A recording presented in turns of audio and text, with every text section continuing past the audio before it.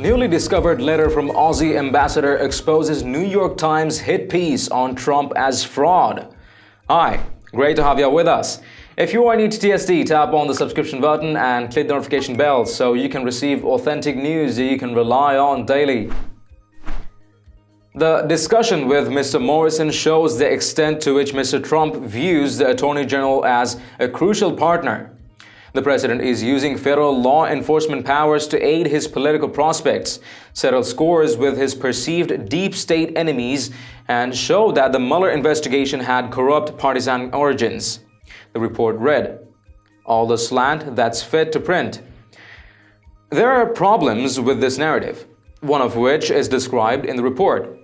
Prime Minister Morrison apparently doesn't feel he was pushed or pressured. But then, why should he?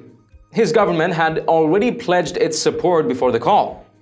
In a May letter to Attorney General Barr from the Australian ambassador to the United States, the ambassador promised the Australian government will use its best endeavors to support your efforts in the investigation. I refer to President Trump's announcement on 24 May that you will investigate the origins of the Federal Bureau of Investigation's probe into Russian links to the 2016 US election. Australian Ambassador Joe Hockey wrote, "I note that the President referred to Australia, the United Kingdom and the Ukraine as potential stakeholders. Moreover, I note that he has declassified intelligence material to support your investigation. The Australian government will use its best endeavors to support your efforts in this matter, while Australia's former High Commissioner to the United Kingdom, the Honourable Alexander Downer, is no longer employed by the government. We stand ready to provide you with all relevant information to support your inquiries."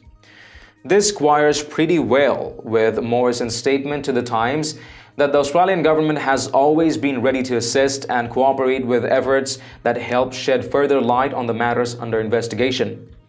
This information, by the way, was provided 15 paragraphs into a 33-paragraph story.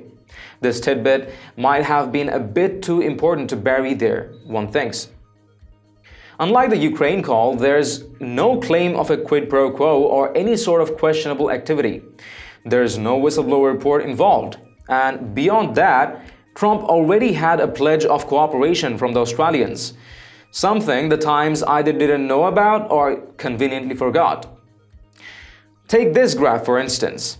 Mr. Trump initiated the discussion with Mr. Morrison in recent weeks explicitly for the purpose of requesting Australia's help in the review, according to the two people with knowledge of the discussion. The insinuation there, given that the Hockey letter isn't mentioned in the story at all, is that the president was cold-calling Morrison to throw his diplomatic weight around in the hope of obtaining assistance in the Justice Department's investigation. But Australia was fully aware of the investigation and was on board with it. With that context added, that whole paragraph seems a lot less troubling. That's hardly all.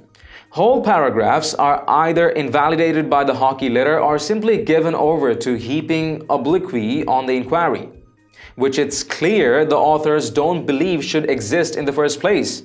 In fact, I was mildly surprised not to find a recommendation that Christopher Steele be considered for knighthood for his selfless service in pursuit of the truth. Once you consider the letter, almost any evidence concerning malfeasance is wiped from the story. Without any evidence of undue pressure placed on Prime Minister Morrison, this is just a nothing burger with a very flashy bun, served up primarily to discredit both Trump and any sort of critical eye cast upon the Russia collusion investigation for former Special Counsel Robert Mueller. Meanwhile, the mainstream media wonders why America's trust in it has withered, all while this sort of claptrap appears on the front page of one of its most prestigious publications. So, what are your thoughts on this whole matter? Please let us know in the comments down below. And if you've liked this report, please share among friends and family. And don't forget to subscribe to Top Stories Today.